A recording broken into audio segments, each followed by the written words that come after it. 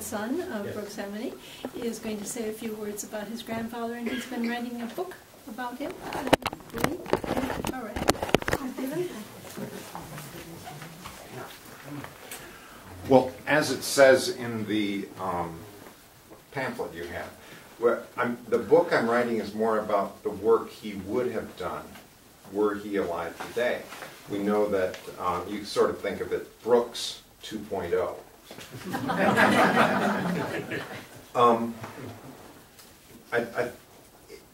And he was an educator, even though you may not have, anyone who's trying to sell something is in fact an educator. And so what I think he was trying to do was give access to information, then help people analyze that information so then they could act. So that's 3 A's. Access, analyze, and act. So I'm here to give you access to some information that you might not have heard about. There is a well-known school here, Hathaway Brown, that has a section of it that's actually carrying on work that my grandfather would say, oh yeah, that's a good idea. They have this global studies program. Now, one of the worst things you guys can do is say, oh good, let's let the teachers guide our children, future taxpayers.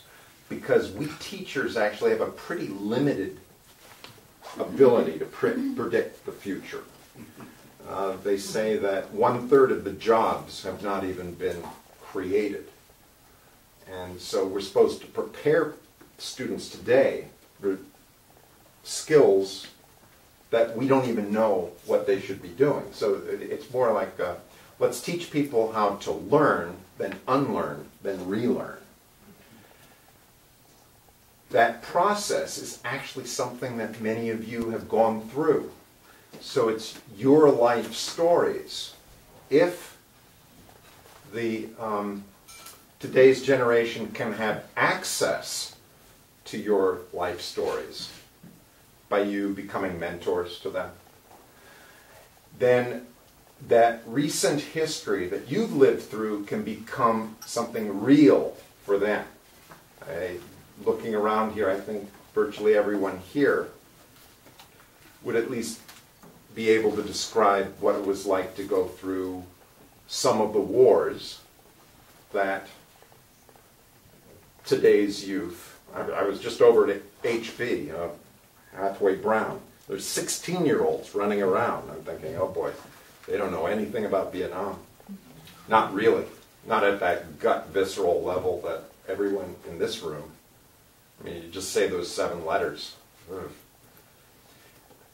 How can we get that information across? We have to get access. We have to give access to the next generation. And we know that textbooks aren't necessarily that way.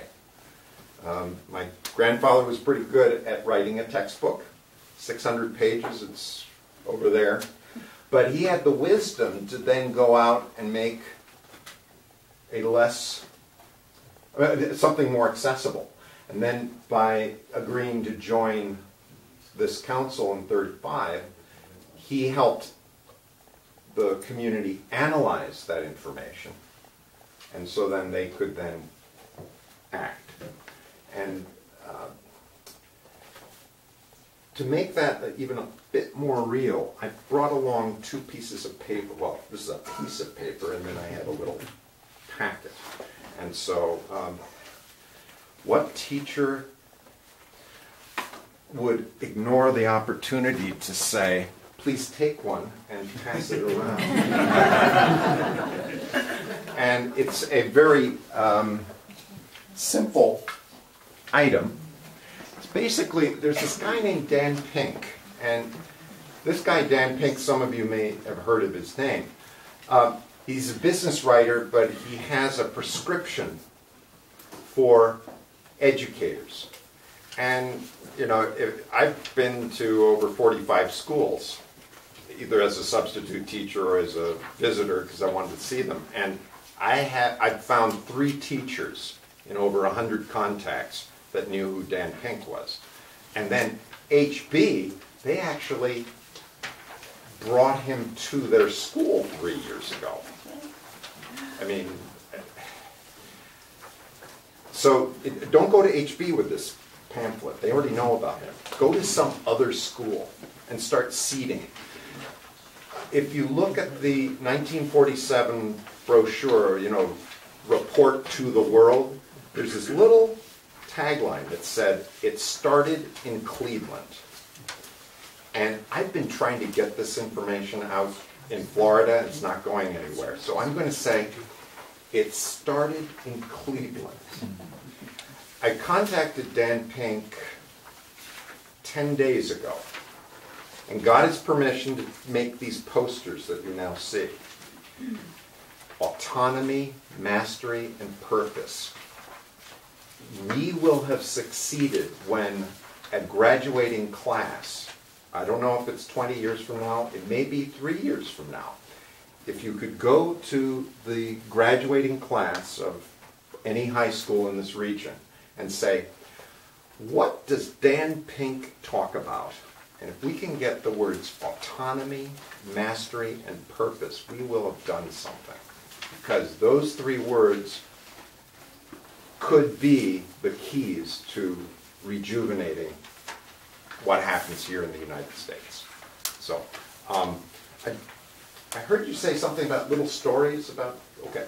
Well, whenever I went swimming with my grandfather, we would walk down to the lake, make sure it was only loons looking around at us, and he would be very adept at taking his clothes off for the swim and never, you know, waver. He never fell over while he was on one foot. And I always wondered, how did he do that? And he gave me the tip.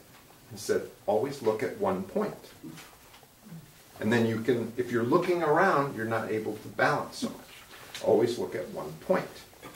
If you stay focused on that point near to you, you will get to your farther goal. Yeah, he didn't say that, but I sort of got the idea. That he wanted to go swimming, okay, so, but before you go swimming, you look at that one point in front of you. The analogy is that Elizabeth Dole tells about what she could do as Secretary of Transportation. She told everybody, we're going to do one thing during my tenure here, one thing. And so everyone in the department knew that she wanted that 3rd brake light. Every week she reminded everyone, we're going to get the 3rd brake light. And if anyone remembers driving around in the 70s, we only had 2 brake lights. Right. But now we have that 3rd one. Focus on something near so that you get that long-term goal. So I thank you very much for hosting this event. I mean, you know, it's nice to start something, but I really do want to start something in Cleveland. I invite anyone who has a Facebook account. I've got Wi-Fi set up. You come over, register. I've got a Museum of Intercultural Cooperation and Communication. It's the digital archive of my grandfather's letters.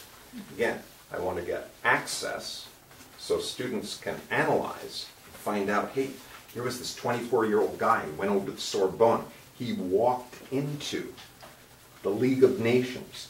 He was listening in to hear how these people were arguing things, but the United States wasn't present to be part of that discussion. He saw that gap. I mean, what must it have been like to be that 24-year-old? That's what I'm asking students. So once they have access, they can analyze these papers and then act. So thank you very much for your time, and I guess I can turn it over to them all.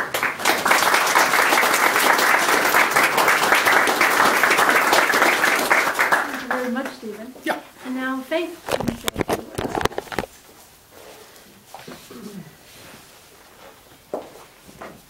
Well, besides being an educator and a lecturer and standing on one foot, my father was also a father. And I can remember that he said, you always reminded me that you were around. When I was born in New Haven, where he was getting his doctorate, and I cried so much my first year that he told me later on, you put me back 1 year. So maybe we would have gotten to Cleveland a little earlier, but never mind. We finally got here in 1935. And he introduced me to so many interesting people. I loved the people that came and stayed at our house. I never knew what color their skin was going to be, or what language they were going to be speaking, or what clothes they wore. But it was such a delight to be able to shake hands with all of these people. And my father also taught me how to travel, to be very courteous and to be observant. And in 1952, he took me to the Middle East. In 1953, he took me to the Far East. And in 1954, just after I graduated from college, we went to Europe. And it was just wonderful learning from him and just admiring him. He was such a nice man and a wonderful, wonderful father. Now, my mother taught Sunday school, and she was my first Bible teacher. And I also learned a love of family from her and a love of nature. My English governess, who came to Cleveland with us when I was 3 years old, she taught me to greet every pedestrian who passed us. Now, those were the days when people were not talking on the cell phones. And so, how do you do, I would say. And this was a lot of fun because we often met the same people. And she also insisted that I keep my hands free. I wasn't allowed to leave the house with my teddy bear or my dolly. Hands free, because you may find a beautiful colored autumn leaf or a meadow flower, and then you can bring that home. To this day, I take walks hands free. My teachers instilled in me a love of learning. I absolutely adored my years at Hathaway Brown, and I loved every one of my teachers, so much so that I decided in my early teens that I would become a teacher. And I have taught almost every year since 1954. My knowledge of teaching and of travel came to be extremely useful in 1969. We took our 4 children out of school. At that time we lived in Hawaii.